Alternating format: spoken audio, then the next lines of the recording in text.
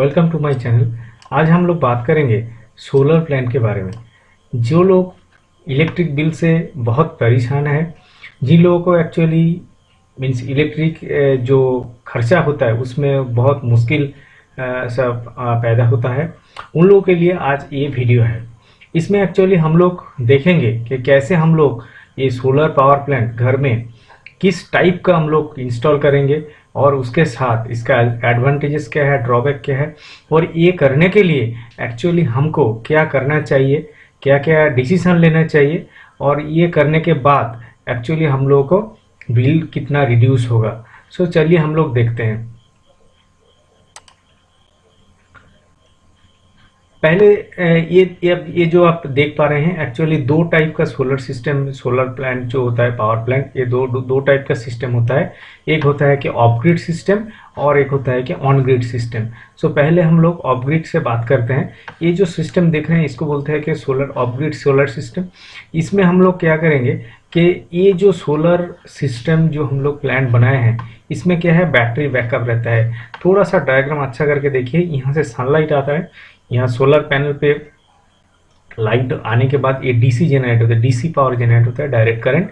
और ये charge controller या इन्वर्टर, जो डिफरेंट टाइप का इन्वर्टर इनबिल्ट चार्ज कंट्रोलर लेके आते हैं, तो उसमें उसके थ्रू ये क्या होगा कि बैटरी को चार्ज करेगा।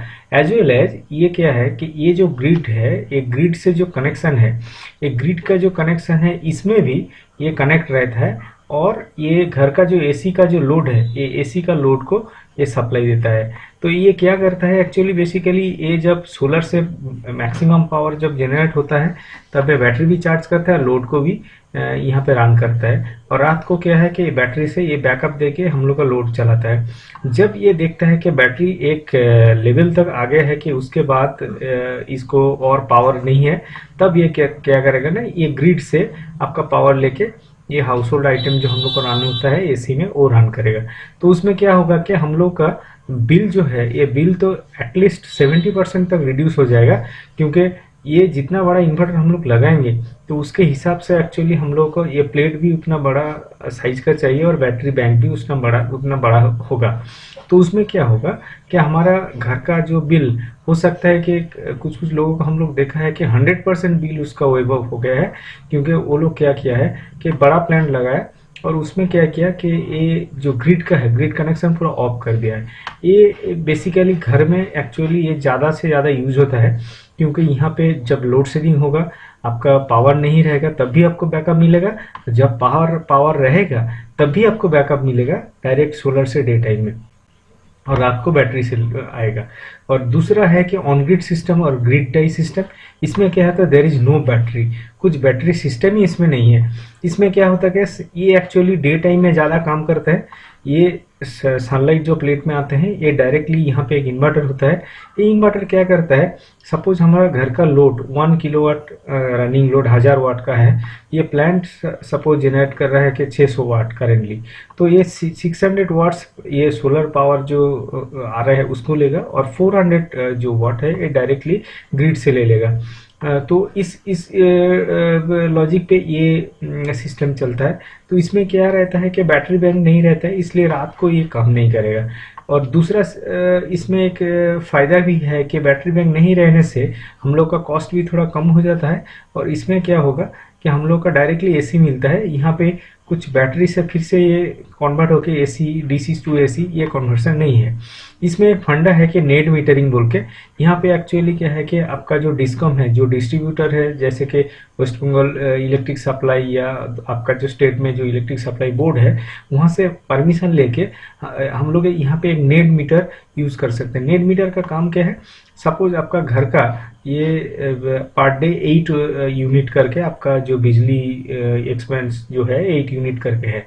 तो इसमें आपका जो ये सनलाइट से जो पावर आ रहे हैं, इसमें सपोज इसमें आपका दिन में 5 या 6 यूनिट जनरेट हो रहा है। तो ये 6 यूनिट तो आपका घर का काम में आ रहा है, बाकी 2 यूनिट यहाँ से ग्रिड से एक्चुअली ये पुल करता है। और ये मीटर जो होता है नेट मीटर, ये क्या करता है, ये दोनों को बैलेंस करता है। सो आपका जो बिल आएगा, सो 8 - 6 करके ओनली 2 यूनिट्स का बिल आएगा। कभी कभी ऐसा होता है कि सपोज आपका घर का कोई लोड ही नहीं चल रहा है, ये जनरेट कर रहा है पावर, सपोज 6 यूनिट 7 यूनिट एक दिन में जनरेट किया, आपका घर में कोई है ही नहीं, आप हॉलीडे पे गया है, तब क्या होगा कि ये बैक टू ग्रिड हो जाएगा और यहाँ पे एक्चुअली ये काउंट हो जाएगा कि कितना एक्चुअली यूनिट जनरेट हुआ है। उसके हिसाब से मंथ एंड पे ये बिल नेट मीटर जो करेगा प्लस माइनस करके टैली करके एक बिल बनाएगा, जिसमें एक्चुअली क्या होता है कि आपका यूज नहीं होने से भी ये आपका पावर आपका यहाँ पे खाते में जुड़ जाएगा। तो ये दो चीज़ है, बट मेनली ज़्यादा से ज़्यादा घर में एक्चुअली ऑफ ग्रिड लोग प्रेफर करते हैं, क्योंकि इसमें बहुत सारा झमेला भी है। झमेला इन द सेंस आपका जो डिस्ट्रीब्यूशन जो कंपनी है उसके साथ बहुत एक्चुअली दौड़ झाप करना पड़ता है, इसको नेट मीटर लगाना, उसके बाद जो बिल सपोज कुछ मिस्टेक हुआ तो उसमें भी ठीक करना, ये बहुत सारे चीज़ आते हैं, इसलिए लोग ऑफ ग्रिड को ही ज़्यादा प्रेफर करते हैं। Coming to the different reasons why should we use solar power. पहले तो एक रिन्यूएबल एनर्जी है, इसमें आपका जो कार्बन फुटप्रिंट है, जो धरती को जो कार्बन जनरेट होता है बहुत सारा ये पावर प्लांट से, इसमें आपका ये कम हो जाएगा, इलेक्ट्रिसिटी बिल को आपको रिड्यूस करेगा। डाइवर्सिफाइड एप्लीकेशन है, ये जो पावर प्लांट है इससे आप बहुत कुछ कर सकते हैं, ठीक है, ये बहुत सारा एप्लीकेशन में काम आता है, ये बड़ा बड़ा कंपनी भी चलता है, घर में भी चलता है, इससे आपका डिफरेंट एप्लीकेशंस भी रन होता है। और एक मेंटेनेंस कॉस्ट लगभग एक्चुअली जीरो कॉस्ट है। इसमें क्या है कि हर 15 डेज है 1 मंथ में जब थोड़ा थोड़ा धूल आ जाएगा तो इसमें एक्चुअली साफ करना पड़ता है, जिसमें एक्चुअली पावर ज़्यादा जनरेट होगा।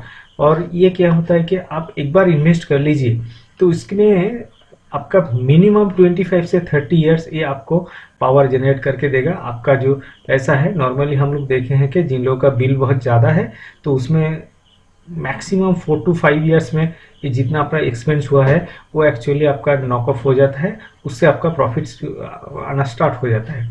तो ये जो है protect against rising energy cost, ये भी बहुत बड़ा फैक्टर है। जो इलेक्ट्रिक बिल इन लोग का यूनिट पर यूनिट जब ज़्यादा हो रहा है, ठीक है, और बिल भी दिन के दिन ब दिन बढ़ रहा है तो उसमें बहुत फ़ायदा होगा।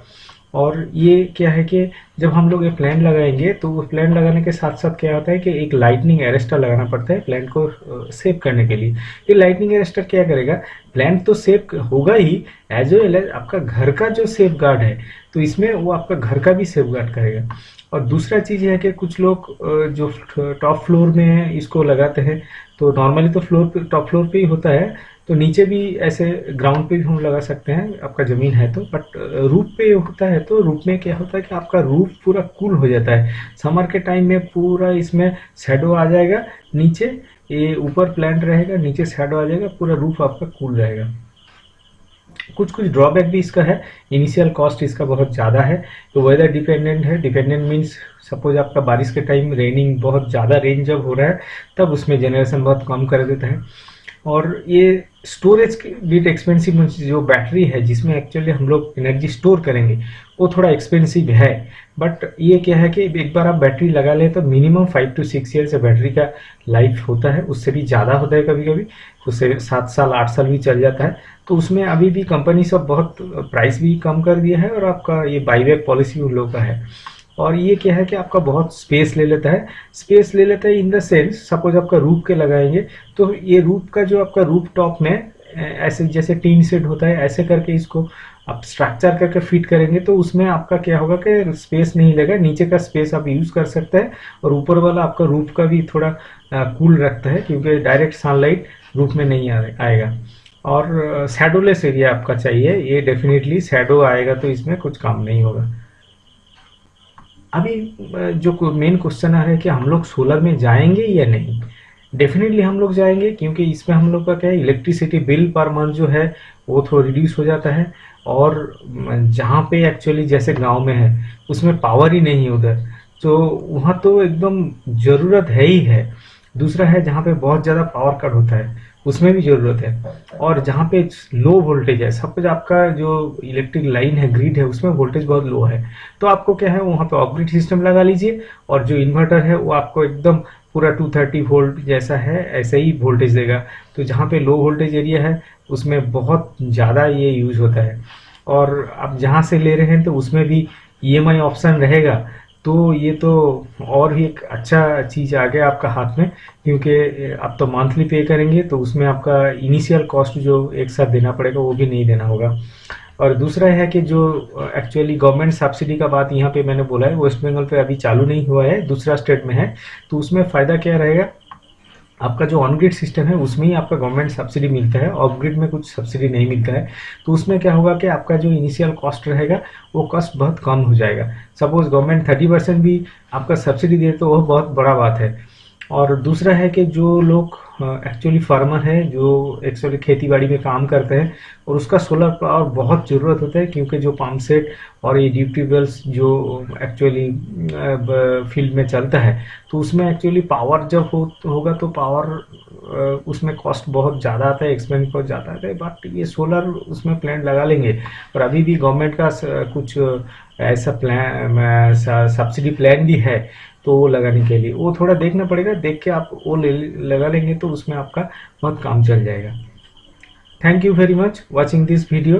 I think you like this one, and इसमें आपको थोड़ा सा तो आइडिया तो आया होगा। बहुत मैंने कोशिश किया है थोड़ा आइडिया देने के लिए। Please like and subscribe our channel. Thank you.